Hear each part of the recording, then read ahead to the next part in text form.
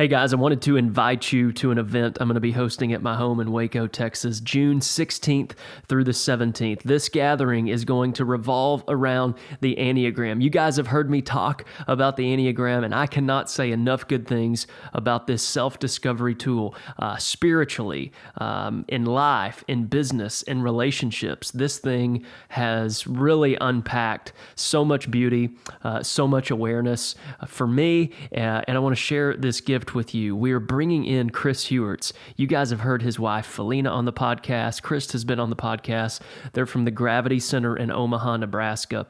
And Chris is one of the foremost leading experts in the United States around the conversation of the Enneagram. This is going to be a time of self-discovery, a time of beauty. I also want it to be a time of rest, so we can learn how to be. We can learn who we are at the soul level so we can go out and do our good and necessary work. It's going to be a blast. It's going to be super chill, super laid back. We've got a few spots left, and we would love to see you there. You can go to ashtongustafson.com/Enneagram, ENNEAGRAM, and find out more information. Would love to see you there, and won't be the same without you. John Mark Comer lives in Portland, Oregon, with his wife and 3 kids, and serves as the pastor for teaching and vision at Bridgetown Church. He joins us in this episode of Let the Music Play as we talk through his latest book, God Has a Name, and how a hurried and busy life is the enemy of spirituality. Hi, I'm Ashton Gustafson, and welcome to Let the Music Play. You know, Sabbath is a discipline, and so just right. like learning to play the piano or learning a second language, nobody's good at it at first. There really is an art form to it. Yep. And you have to script it for your stage of life, for your city context, for your personality, for your living situation, all of that. Hey guys, welcome back to another episode of Let the Music Play podcast. This is where we chat about what it looks like, what it feels like, and what it means to make music with our lives, our relationships, and our careers. I'm thrilled, I'm honored, I'm super stoked to introduce you guys to really just an incredible beacon, an author, a pastor, a great light that I've come across in just the last few months. He's author of numerous books. He's the pastor for teaching and vision at Bridgetown Church in Portland, Oregon, right by Powell's Books. And I'm just so excited to introduce you to this guy because he has a lot of life-giving insight, I think, for all of us. And that being said, his name is John Mark Comer. John Mark, thanks so much for joining us. Absolutely. It's fantastic to be with you. Well, thanks so much for coming on. Super grateful for your generosity. For our listeners that maybe aren't familiar with you and your work, how do you introduce yourself about what you're doing and the energy you're putting into the world? Yeah, I'm an apprentice to Jesus of Nazareth, like you, and right on. I prefer the word apprentice to disciple. That's a bit more of a Christian word, and I really think that following Jesus is a whole life endeavor.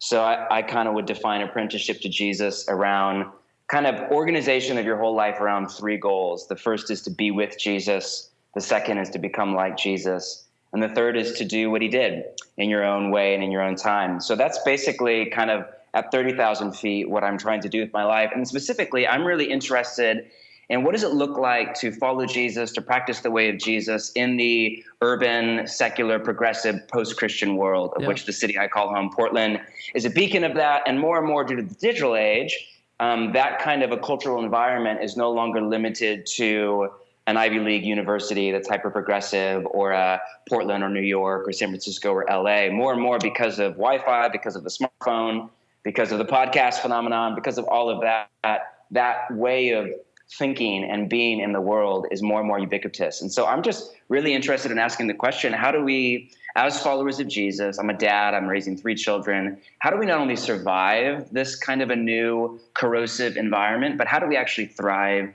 in it? And so that's where I'm doing work. I lead a church right in the west end of downtown Portland, so right in just like the thick of where churches go to die.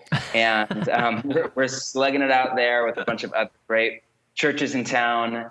And I teach the Bible. I'm really more of a teacher than a leader. And I write books every year or two, and I love that. And I'm basically just trying to figure out for my own life as a father and as a man, how do I follow Jesus? How do I be with Jesus, become like Jesus, do what he did in this kind of a environment? Yeah. And how do I help other people who are either new to faith or grew up in the church and have moved to a Portland or a San Francisco or just have access to Wi-Fi and are trying to find their footing in this new secular, progressive, post-Christian world? How do we move forward and fight for Western civilization as a whole, but fight in particular for the way of Jesus and the kingdom of God in this new cultural moment? So that's basically what I'm on about. That's it. Well, it's beautiful. There's so many things of your own story, and we'll get into this later, that I've kind of found a little bit synonymous with my own path. Okay. And I love how, like, y'all kind of have a saying, a mantra, if you will, of, look, we're just trying to figure out what it's look like, to be in Portland as it is in heaven. Right. And I love how you use the word apprentice, you use the word follower. And as I've listened to your teachings from afar, I just feel like it's a new angle, a breath of fresh air for some people that maybe have been frustrated with all things spirituality. Right. You do a great job of pulling the veil back and go, hey, this is really what this thing's about. Oh, that's awesome. Well, the funny thing is, it's not a new angle. It's actually a quite right. old. It's an ancient angle that I think was we got it messed up. Yeah, and part of that's, we're living still in the hangover of our kind of Christianized past in Western Europe and into the Americas. And I think in the Gospels, there's this literary device that you see for sure in Matthew, Mark, and Luke, and even in John. Basically, in all four Gospel writers, you see this literary device of two groups of people. The mathetes is the word in Greek, or the disciples or the apprentices of Jesus. And then there's the crowds. Mm-hmm. And the crowds are this kind of dubious, unclear, we're not exactly sure who they are or where they're at kind of group. Some of them are really interested in Jesus. Others are actually hostile to Jesus and there to undermine his teaching. Others are just hungry or want a good show. You're not exactly sure where the crowd are at. And so it's this literary device where, as you're reading the Gospels, I think the writers want you to constantly ask the question, like, which group do I fall into? Am I an apprentice of Jesus, or am I just kind of a face out in the crowd, interested or hostile or curious, but not actually following him? But I think in America, in the last few hundred years at least, maybe far beyond that, we've created this third category of Christian, which is a word that's barely used in the Bible, of Christianity, a word that's not used one time in any of the writings of the Bible, not once by Jesus of Nazareth. And it's this kind of, I would define, but what most people mean by Christian is they have some kind of a semi-orthodox view of the basic tenets of right. Christianity. And they go to church once in a while. That might mean like on Easter, but, once in a while, and they live a semi-moral life as they define morality or whatever. And that's fine. That's great. But that category just does not exist in the mind of Jesus mm-hmm. in the New Testament. You're either an apprentice or you're in the crowds. And the constant invitation is to move from one to the other. So I think we're trying to recapture that at our church and see if we can do away with that third category, if at all possible. Beautiful. Beautiful. Love that. Okay, so what I want to do today is really introduce people to a couple of your works. The latest one just released, 2 weeks ago maybe? It hasn't been out long. Yes, I think 3 weeks today, actually. Got it. And so this latest one is called God Has a Name. And right. I love how you write. You kind of have these just riffs and bursts of writing. And really what you're trying to do is point back to really when God said, hey, this is who I am. And we're going to get into this. But before we do, what led you to write this last book, God Has a Name? I think a number of things. One was my time in seminary with Dr. Gary Bashirs, who's the head of the theology department at Western Seminary. I did this kind of in my living room, one full day a month class with him over a number of years. And just he would come back to this one passage in Exodus 34, 6-7 over and over and over again. The passage is all about God's name, Yahweh, and the definition of it is compassionate, gracious, slow to anger. And he would just come back to it so often that the whole class, myself included, started to mock him for it. But it really kind of reframed my vision of who God is as through the first and primary lens of relationship. And I came to believe that really all theology is conversation around the character of God rather than the kind of more Western European abstract ideas about God. You pick up most books about God or textbooks about God, and it's through the lens of systematic theology, which is really kind of Greek and Western philosophy. So chapter 1, God is omnipresent. Chapter 2, God is omniscient. Chapter 3, God is omnibenevolent. And that's all great stuff, and I believe it, but that framework is just not the framework of the writers of the Library of Scripture. And I found it fascinating that when God describes himself at this kind of epochal moment on top of Mount Sinai with Moses in Exodus 34, that it's through a relational lens. For God, all those other facts about him, that he's all places at once, that he's all powerful, that he's all knowing, that he's all good, those all matter. But what matters most is that he has a name, that he's a person, not an idea or an energy force out in the universe or a doctrine in a book. Well, none of that stuff is bad, but God is first and foremost a person. By person, I don't mean a human being or a man or a woman. I mean, he's a relational being who wants to relate to you. He has a name. That name is not God. It's Yahweh. It's the proper name for God in Hebrew. And it's about his character. He's compassionate. He's gracious. He's bent toward you in that direction. So that for me really framed kind of my relationship to God. And then secondly, I think just I have this interesting vantage point because I grew up, I'm the son of a pastor, great family, and I grew up in kind of conservative evangelicalism with all the good and all the bad of that background. And then now I'm living in this, hyper progressive, urban, secular, post-Christian environment. That's the antithesis of everything I grew up in. And so I'm kind of living in and interacting in these two worlds of conservative evangelicalism on one hand and the progressive post-Christian world on the other. And when, of course, America as a whole is just so polarized right now between the right and the left in general.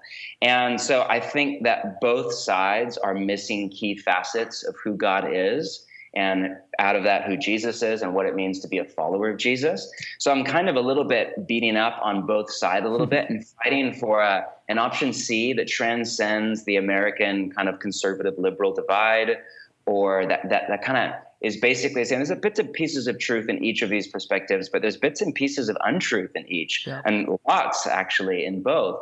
And what would Jesus actually have to say about this, that, or the other? So I kind of like to say this book, did you grow up in the church? I sure did. Yep. Yeah. So maybe you'll make sense of this if you're a reader, and which I know you are, but for the listeners. But I like to say this book is kind of like if A.W. Tozer's The Knowledge of the Holy and Rob Bell's What We Talk About When We Talk About God had a love child and she rebelled against her parents. That's basically this book, because it's a book about God, and there are other books out there, about God. But it's kind of beating up on, and I love Tozer, but it's kind of beating up on that systematic theology, God as a doctrine, almost more of a formula kind of view of God. And at the same time, it's beating up on the progressive recasting of God to make him a great guest for Oprah or for a city like Portland or whatever. And it's kind of saying, you know what, I think there's another way forward through the life and the teachings of Jesus of Nazareth and the writings of the Old Testament, and Exodus 34 in particular, that I want to fight for. Totally. And you quote Tozer. I know one of the right out of the chute, you say, what comes to our minds when we think about God is the most important thing about us. And then you kind of chase that a little bit further with, what we think about God will end up shaping our destiny. And then you even take it another step further and you go, here's the problem though. We usually end up with a God that looks a lot like us. You want to chat about that? Yeah, and I just think that's the cold, hard reality. Scott McKnight, who I'm sure you've read his stuff, New Testament professor out of Chicago, he's a friend, great guy, was telling me that for years he did this undergraduate class on Jesus, and now he's teaching at a seminary, but for years he's at undergrad. And he would start off his class with two surveys, and the first was a list of questions about Jesus of Nazareth, and then the second was a list of questions about the student. And he said that most 90% of the time, the answers were exactly the same. And I think that means people are really Christ-like in his classes, or it means there's a human bent. What's the old adage that God created man in his own image, and man being a gentleman returned the favor? Right. I think there is this human bent to make God in our own image that goes all the way back to Genesis 3 and the Garden of Eden and the primal ancient temptation to humanity, to define for ourselves good from evil and define for ourselves who God is and who God isn't. And I think the downside is, especially in our kind of post-rational world that we are fast moving into, both inside and outside the church, I think where it's a world based more on feeling and on perception and on political correctness than it is on truth or even reality. And authority has long since gone the way of the earth, whether it's the authority of the Bible or the church or the government or the Constitution or whatever. We're moving kind of up to a post-rational, post-authoritative society.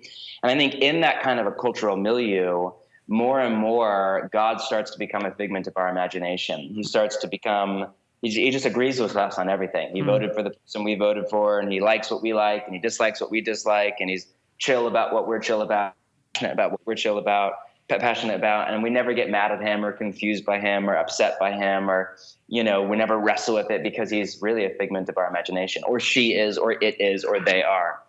So I think there is just this human bent, and I think it's easy to, as a follower of Jesus, to think, oh yeah, that's for people out there in culture. But I think it's true for us too. I mean, Jesus spent a ton of his time telling religious conservatives that a lot of what they thought about God was wrong. And Jesus was a religious conservative. He was speaking to his own tribe. This great scholarly evidence that Jesus was a Pharisee, and he was speaking inside his own camp, so to speak. But I think, Jesus would regularly say, you've heard it said, but I say to you. Right. Meaning, you've heard this said, and it's in the Torah, but you lost the plot line, you missed it, you're not reading it right. So I say to you, here's actually the heart behind it. Or he would say, the kingdom of God is like, and then he'd tell a parable that, especially if you read these parables in first century context, most of them were radically out of step with how people in his day and age thought about the kingdom of God. Yeah. It's not a mustard seed or, a farmer. It's this war, and it's total domination, and it's all at once. And, radically out of step with how people in his day and age thought.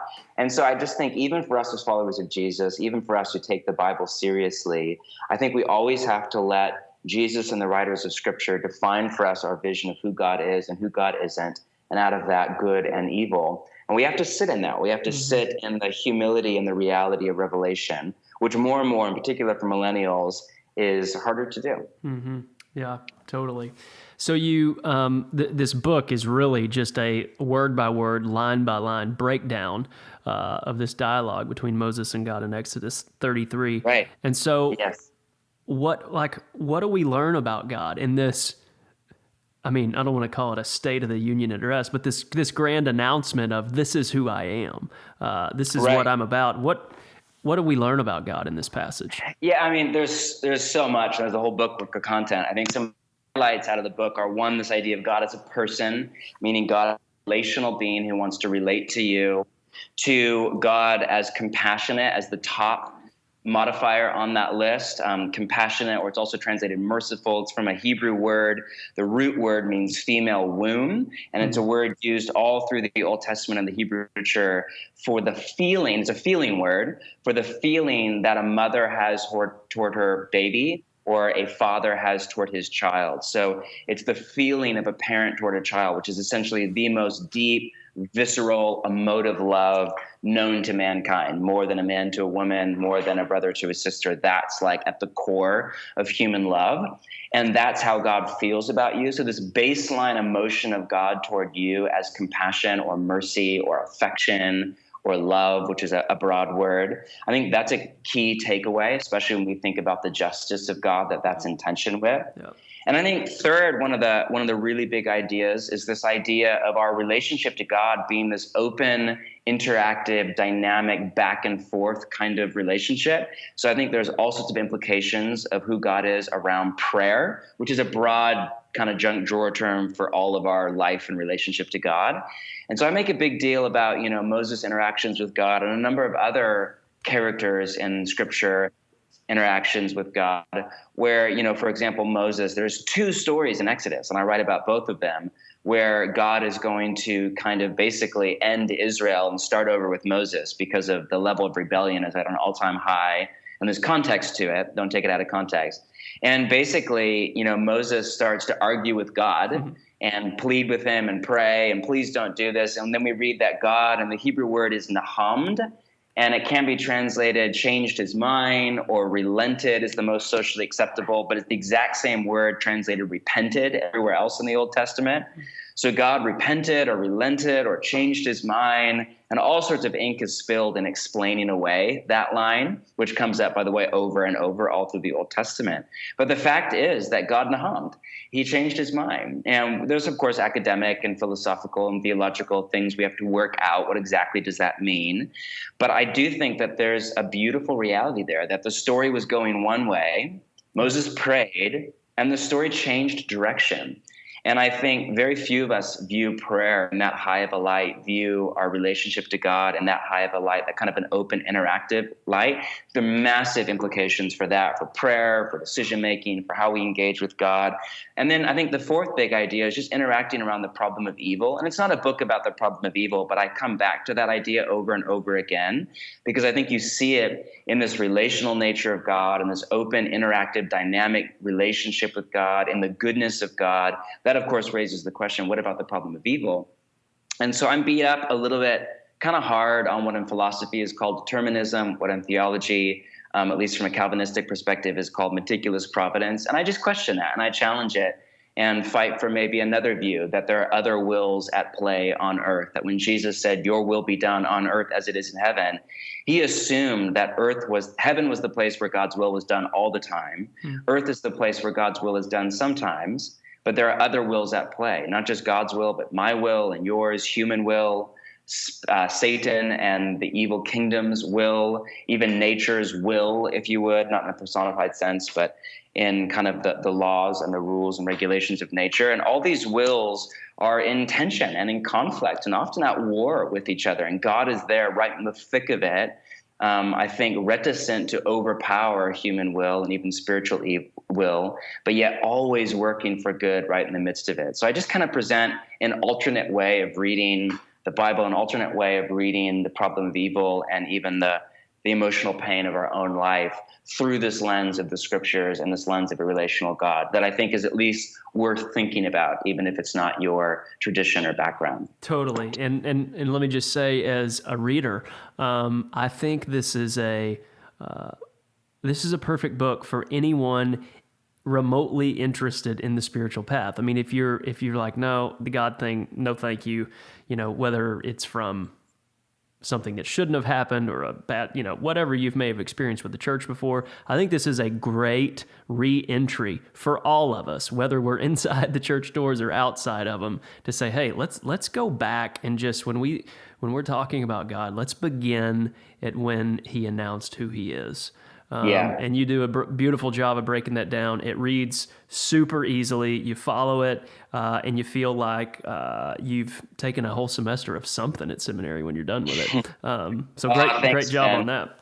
That's so kind. Yeah, most of the books I write are all really geared for followers of Jesus, and the next books I'm planning on writing are even more so all about kind of apprenticeship to Jesus. But this was the first thing I've ever done, and maybe the last, I don't know, but where I really tried to keep people that aren't followers of Jesus, or maybe are ex-followers of Jesus, in mind as kind of an intro to God, intro to faith kind of thing. But yet I still wanted to make it stimulating for somebody that's been following Jesus for decades. Totally. Well, you did that. You totally succeeded in that. So that book is available anywhere good books are bought and sold. Fantastic. So make sure you guys go get that. The next one that I wanted to get into, partially because I just feel like it's calling me out a bit, was Garden City, Work, Rest, and the Art of Being Human. Now, I'm a sucker for the art of being human, and I'm a sucker for the metaphor of a garden. Yes, so love it. So I want to hear your story behind this, because I think as we enter our 20s and 30s, we're just told to go change the world and work, do. And we wake up one day and that doesn't really work for us. It's not sustainable. I take it that's kind of your backstory to writing this book. You want to share with us a little bit about how it came to be and your study of Sabbath and so forth? Yeah, I mean, the book is really, the first part is all about work, or a biblical theology of work. And I would tie that into what it means to be human. And the second part is really about Sabbath. And I think each has its own genesis. I've always been passionate about work. I'm bent in that direction. I love what I do, as hard and difficult as it is at times. And I want to see other people discover that. And I lead a church that's really young. I think 70% of our church is single and in their 20s. And so they're all just right now in the thick of kind of post-college, trying to figure out, what am I doing with my life, and what is good and beautiful and true, and what is not. And is work just a way to make money, to live in the American dream, or to make ends meet and then give a tithe to go do kingdom stuff? Or is there more to it? And so I think that was kind of really the story to roll on to want to write about work, was more out of my pastoral experience and just conversation after conversation with young people who had no sense of a biblical theology of work other than go make money and tithe to the church. And we're in the thick of trying to discover, especially for millennials who are, many of them, a parentless generation who did not have a father or mother or kind of Obi-Wan figure to mentor them into identity and calling. This is who you are, what you're good at, what you're bad at, what you're made to do. This is what matters in life.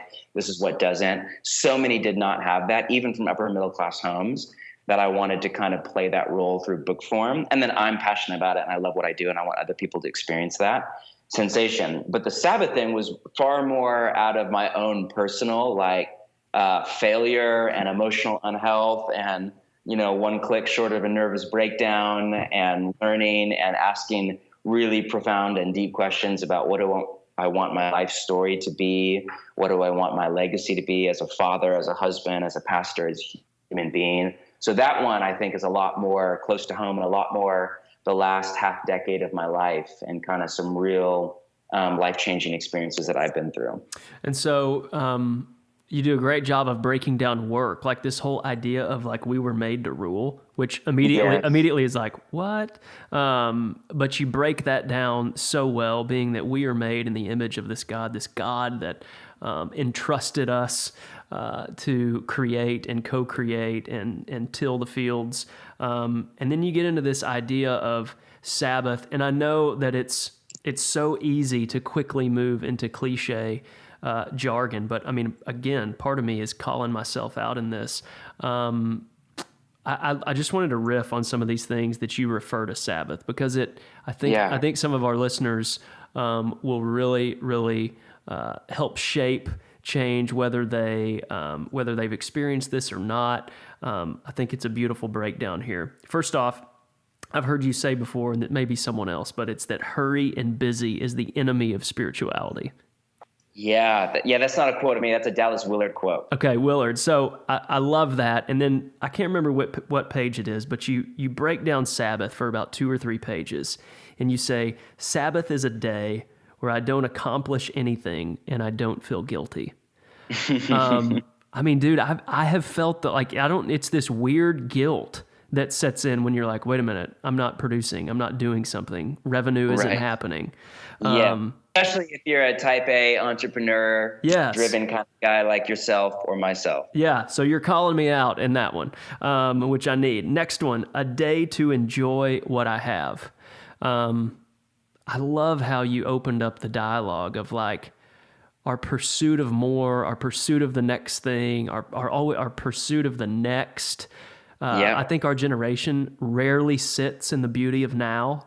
It's always the next purchase, the next travel experience, the next stamp in your passport, the next accolade, the next movie, the next.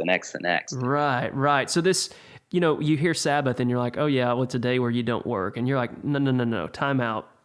This is where you don't accomplish anything and you don't feel guilty. This is when you enjoy what you have. You're not, looking at yourself into the future and saying, when I have X, then I will fill in the blank. You're enjoying what's here and now. Right. And then this word, and I'm probably going to jack it up, but manuha, is that how we say this word? Yeah, absolutely. A day to stop and celebrate. And so I saw one of your sermons once where you're like, my family and I, we shut it all down. We pour a bottle of wine, we eat like mad, and we just raise a glass and toast to joy and redemption and beauty. Yes, absolutely. And so I'm like, we're doing this in my house. We're about to put these 4 rules up on whatever day we've got Sabbath coming. And you say this is just a day when your goal is to savor every second. What a different angle and what a freeing angle compared to the don't work today. Right.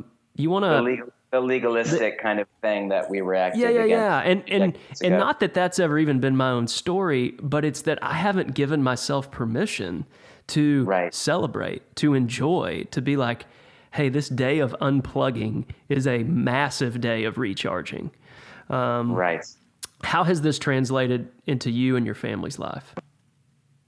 Yeah, well, I mean, honestly, it's changed everything for us. I was a typical kind of workaholic church planner pastor. I worked a 6-day work week. Before we had children, I'd essentially wake up in the morning, read my Bible, pray for a bit, and then just work till 10 or so at night.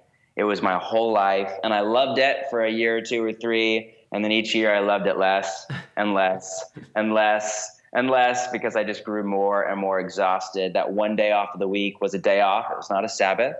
And it was a miserable day. I'd sleep in, I'd watch a movie, I'd go buy stuff, spend money from my paycheck, and get in a fight with my wife and, eat unhealthy food and then go back to work the next day. And so I make a big deal about the difference between a Sabbath and a day off. Because I think as Americans, most people don't even realize what a Sabbath is. It's been completely lost in our culture. And those that do kind of get it often have like a legalistic view of it.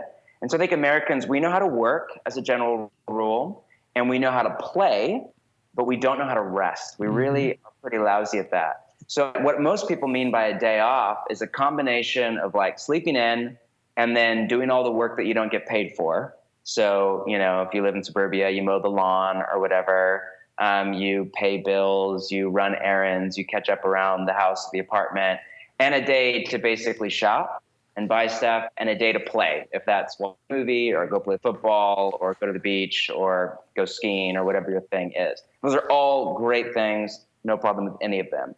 But none of those things, in my opinion, fall under the rubric of Sabbath. So as I read Sabbath, it's basically a day set aside for rest and worship. And worship is a big, broad, wide category that what I mean by that there is just life with God. In Exodus, there's this phrase about how the Sabbath is dedicated to Yahweh. So it's a whole day set aside to rest, but also to really re-engage at more intentional level than the other 6 days of the week with life with God. And so for us, it's rest, it's prayer, it's celebration, and it's delight, and it's life together.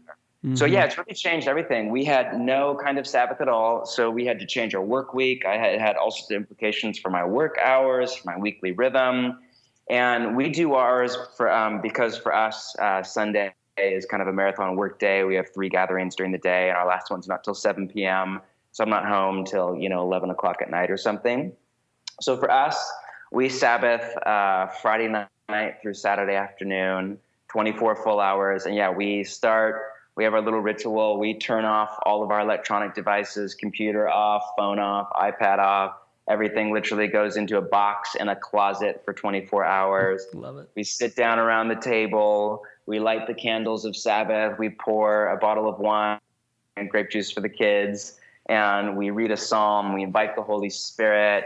And then we just have this giant feast every single Friday night. And we do family time and highs and lows from the week and prayer, and then we eat dessert, and we kind of eat our way through, and we sleep for 10 hours, and we get up and we make brunch and eat more, and we go to the park if the weather's good, and we read fiction, and we spend time together as a family. And I'm really introverted, so I'll go off for hours every Saturday afternoon, just pray and read and think and journal, and sometimes we'll go on a walk, and just whatever is life-giving. We spend time really close friends sometimes, or just time together as a family. And I get a lot of time alone. And it's just this incredible anchor point in our family life. It is by far, I think, really the most important spiritual discipline other than morning prayer for us, for me, for our family, and an anchor point for our family life together, for our emotional health, for our spirituality.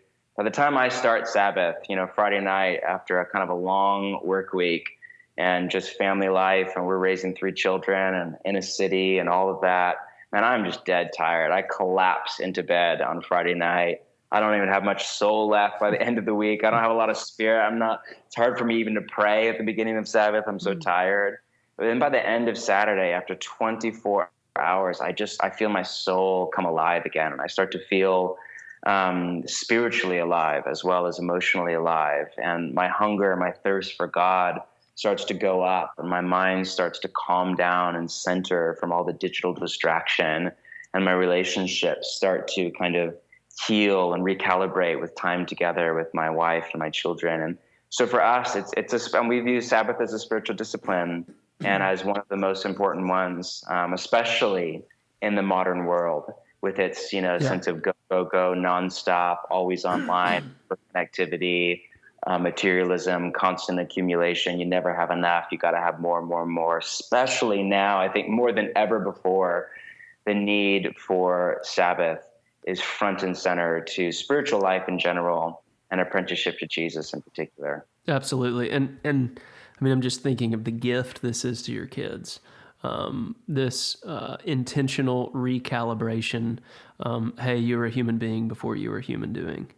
And it just triggered with me, like I think you said a day dedicated to Yahweh, which in Jewish translation, like, is the sound of breath. Yeah, I'm just sitting here like a day dedicated to inhale, exhale. In the pace of life today, we run and run and run, but this is a day to recenter, recalibrate. And I appreciate your work and words in this, man. I'm going to take it to heart. Oh, thank you. And have fun. And I would encourage you, Sabbath is a discipline. And so just right. like learning to play the piano or learning a second language, nobody's good at it at first. There really is an art form to it. Yep. And you have to script it for your stage of life, for your city context, for your personality, for your living situation, all of that. And so it takes time, but man, give it time because it's so worth it. It is honestly the most life-giving day of our week for me, for my wife, for all three of our children. You ask any of us, what's your favorite day of the week? Like, without question, it's Sabbath. 9 times out of 10, if not 99 times out of 100, Sabbath is the best day of our week. And it's so life-giving. And so, I just ache when I hear people mock it or write it off as a legalistic thing or just say I'm too busy or whatever, because I just think you are missing out on life, on spiritual life, on emotional life, on relational life, on physical life. It is so full of joy. Once you take the time, once you put the effort and energy into it, in the language of Hebrews, once you labor to enter his rest, man alive, it is just really life-giving. Beautiful. So you guys, that book is called Garden City. Please go get it. Let's put this into practice. I know that this will be a huge light and bring life into so many of our homes and families. And by the way, you work a lot better when you go back to work after you leave these types of days. Yeah, no question. I think even at a productivity level, you get back more than you put in. Yeah. You work in the entrepreneurial circles more than myself, but I've read a number of articles recently just writing about how productivity after about, I've read a couple different numbers, but high 40s, low 50 hours per week. Once you pass that threshold, your productivity just plummets. So the difference between somebody working 50 hours a week and somebody working 80 hours a week, really productivity wise, this is shocking, but it's not that different because your productivity just plummets. And it's not sustainable. It's why most people, survive 2 years or so in a job and then have to move on because they just can't do it anymore. So I think you get back so much more and that's not why we rest. But if you set aside, people are like, I don't have time, I have too much work to do. And I think, I have a lot of work. I'm leading a church, writing books, I'm raising a family. Like I have a lot on my plate. If I can do it, you can do it. I'm not the president of the United States or something. I'm not some CEO of a multi-billion-dollar company, but I have a lot on my plate. So if I can do it, the odds are that most people listening can do it too. And I think I don't have time not to do it because what I get, and not just emotional health, but I'm more creative, I'm more disciplined, I work harder, I work more efficient, my productivity is up, I'm more joyful, I have less, collateral damage relationally in my wake because I'm so burned out that I'm grouchy all the time to people I work with. I'm actually like healthy and rested and there's less mop up to do in my wake or whatever. So I just think and you get so much, you get every minute that you put into Sabbath, you get it back with interest. Love it. Day to not accomplish anything and not feel guilty. Man, that's it. It's calling me out. Okay. Before we go, what's currently keeping you curious? Any books, ideas, new things, music, you name it. Coffee, tea, what is it? Oh man, music! I'm listening to the new Japanese house record EP right now. Okay. I'm loving it. Yeah, I played in a band for years and years and years. I kind of keep that in the DL, but I still love music like nobody's business. You're one of us that let the music play. That's right. Let the music play. So listening to Japanese house, that's currently at the top of my playlist. I'm reading The Benedict Option right now, which is a book that's kind of making waves that I find fascinating. It's very similar to a series I did last summer on a creative minority, which is an idea from Jonathan Sachs and a number of other pastors, Mark Sayers in Australia, John Tyson in New York, some great friends and thinkers. And it's basically that, but more pessimistic and a bit more practical. So I'm just riveted. I can't put the thing down. It's all about like just the decline of Western civilization, post-Christian culture that's increasingly hostile to what we believe. And what does the church look like going forward? How do we create almost urban domestic monasteries around the practices of Jesus, Sabbath being one of them, around education, spiritual formation, church, vocation. So that's what I'm reading right now and loving it. I'm reading a lot in that vein right now and just really asking the question, as I said at the beginning, what does discipleship to Jesus look like? What does church look like? What does community look like in the increasing urbanized and secularized world that is the West? Right on. Name of that book again, was it The Benedict Way? The Benedict Option. The Benedict Option. There you go. Yeah. Awesome. Fascinating. Even if you disagree with a bunch of it, it's well worth a read. Very cool. What advice would you give to your younger self? Oh, man. Well, let's start with Sabbath. How about that? There you go. Perfect. Yes. I think I would say take a whole day each week and just rest and worship. Turn off your phone. Be yourself. And I would say ask the question over and over again, who am I, or who was I made to be first, and then ask the question, what am I called to do out of that place?